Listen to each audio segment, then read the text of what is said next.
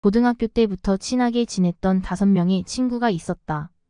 그중 은숙이라는 친구는 유독 성격이 유별났는데 그럼에도 지속적으로 만났던 이유는 항상 우리보다 먼저 다양한 경험을 해보고 알려주는 역할 같은 것을 하는 친구였기 때문이었다.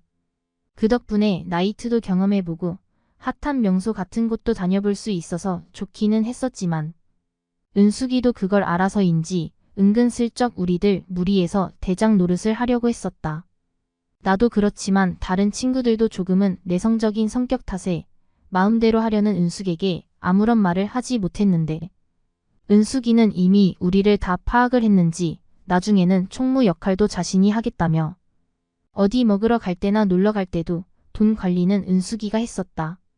뭐 돈 관리해주는 건 고맙기는 한데 문제는 남는 돈이 있다면 그걸 돌려주지 않고 몰래 먹는다는 거였다. 우리들도 그건 알고는 있었다. 놀러 갈 때야 계산할 게 많아서 잘 모를 수도 있겠지만 밥 먹을 때는 비교적 계산이 쉽다 보니까 10,000원에서 20,000원씩 남겨 먹는다는 걸 쉽게 알 수가 있었기 때문이었다. 그럼에도 우리는 은숙이한테 아무런 말을 하지는 않았다. 은숙이의 사정을 잘 알고 있던 터라 돈이 부족해서 그랬을 거라고 생각했기 때문이었다. 하지만 그건 우리들만의 착각이었다. 앞서 얘기했듯이 항상 먼저 경험하고 알려주던 은숙이는 연애도 제일 먼저 하더니 결혼도 일찍 하게 되었는데 그때 우리 나이가 고작 26살 때였다. 참 대단하다는 생각밖에 들지 않았었다. 그때는 왠지 결혼이라는 건 어른들만 하는 거라고 생각했기 때문이었다. 그런데 내 친구가 결혼을 한다고 하니까 뭔가 신기하기도 하고 멋져 보였던 거였다.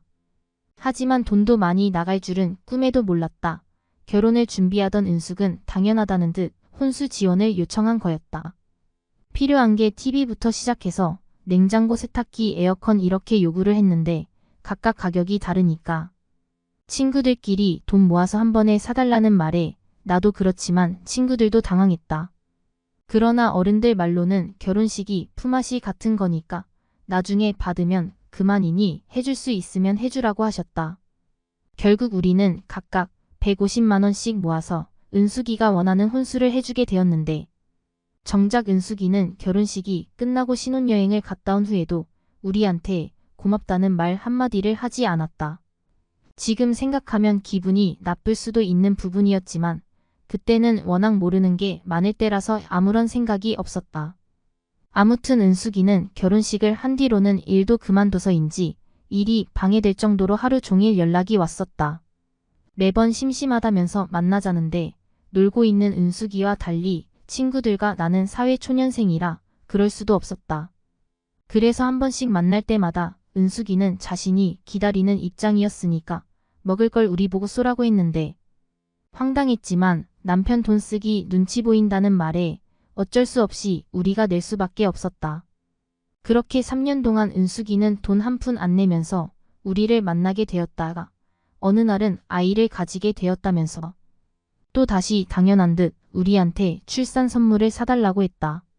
하지만 이때는 은숙이와 결혼식하고는 조금 달랐는데 다른 친구 결혼식 할 때는 품앗이라고 생각했던 은숙이가 시댁에 가야 한다는 핑계를 대면서 결혼식 참석도 안 하고 축의금도 안 줬기 때문이었다.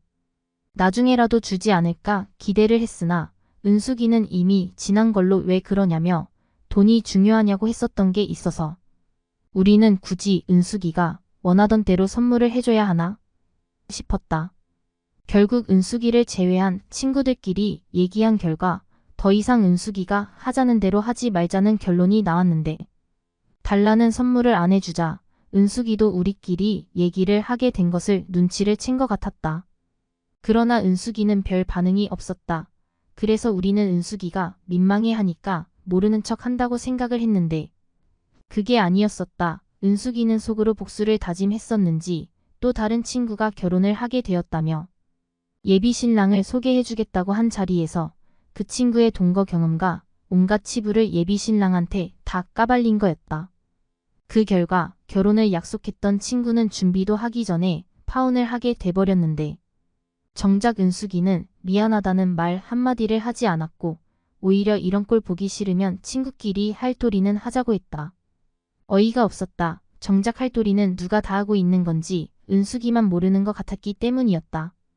그렇게 큰 사건이 있고 나서 몇 개월 후 내 결혼식에도 혹시 이런 일이 벌어지는 게 아닐까 걱정이 되어서 나는 은숙이만 몰래 빼고 다른 친구들한테만 신랑을 먼저 보여줬다. 물론 은숙이한테는 바빠서 못 보여줄 것 같다고 얘기는 해놨는데 눈치를 챈 건지 아니면 원래 그럴 생각이었는지 청첩장을 줬음에도 당연한 듯 내 결혼식에 참석하지 않았다.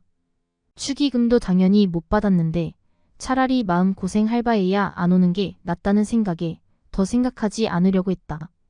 그러나 이런 상황에서도 은숙이는 받을 건 받아야겠다는 생각이 있는지 우리들한테 또 한 번 아이의 돌잔치 참석을 해달라며 연락을 해왔다.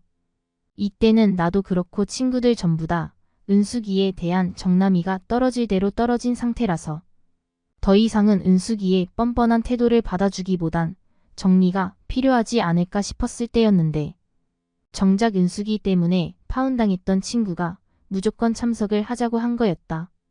그렇게 참석한 돌잔칫날 친구는 많은 사람들이 와서 행복한지 웃음이 이어졌지만 파혼했던 친구가 현수막을 펼치는 순간 은숙이의 얼굴은 하얗게 변해버렸다. 현수막에는 과거 도우미로 일했던 친구야 이제는 결혼했으니까 노래방은 가지 말자라고 적혀 있었던 거였다. 이게 뭔 일인가 싶었지만 이미 사람들이 현수막을 본 상태였고 은숙이 시어머니는 말도 안 된다는 듯 빨리 쫓아내라는 얘기만 하셨다. 결국 돌잔치는 돌잔치가 아니게 돼버렸고 친구 따라서 나도 같이 쫓겨났다. 이런 말도 안 되는 일을 벌인 친구한테 이게 어찌된 일이냐고 물어보니까 은숙이가 도우미로 일했던 게 사실이라고 했었다. 과거 자신이 취업하기 힘들어서 돈 때문에 힘든 적이 있었는데 은숙이가 큰 돈 벌게 해주겠다고 소개를 해준 곳이 바로 도우미였다는 거였다. 물론 우리들한테 비밀로 하고 자기도 돈이 급해서 조금 하기는 했다는데 정작 가장 오래 일했으면서 깨끗한 척하며 자신을 이렇게 만든 은숙이를 곱게 보낼 수 없어서 일을 벌인 거라고 했다. 그리고 폭풍의 중심지에 있던 은숙이는 결코 무사하지 못했다. 말도 안 되는 광경을 목격한 은숙이의 시어머니가 하나하나 따져가며 진실을 파헤쳤던 거였다.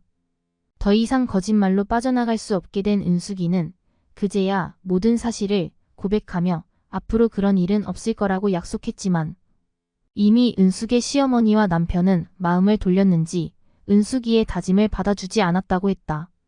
당연히 얼마 지나지 않아서 이혼 통보를 받은 은숙이는 우리들한테 복수를 할 거라며 큰 소리를 쳤지만 은숙이가 할 수 있는 건 아무것도 없었다. 이미 과거가 들통난 상황에서 은숙이의 말을 믿어줄 사람이 없었기 때문이었다. 물론 우리 역시 이 일 이후에 은숙이와 절교를 선언했다. 더 이상 같이 있어봐야 서로 득될 게 없는 걸 알아서였다. 너무 늦은 절교이긴 했지만 만약 우리가 예전에 절교를 했었다면 은숙이는 원하던 대로 살 수 있었을 거다. 하지만 뿌린 대로 거둔다고 우리의 잘못보단 은숙이의 욕심과 본인의 실수로 벌어진 일이니 아무런 양심의 가책도 느끼지 못했다. 현재는 은숙이가 어떻게 지내고 있는지는 나는 잘 모른다. 다만 가끔씩 은숙이가 친정에 오는 걸 목격한 친구의 말에 따르면 다시 노래방에 다니는 것 같다고 하는데 나하고는 이젠 상관없는 일이라서 가끔씩 은숙이에 대한 이야기가 나오면 아무 말 하지 않고 듣고만 있는 중이다.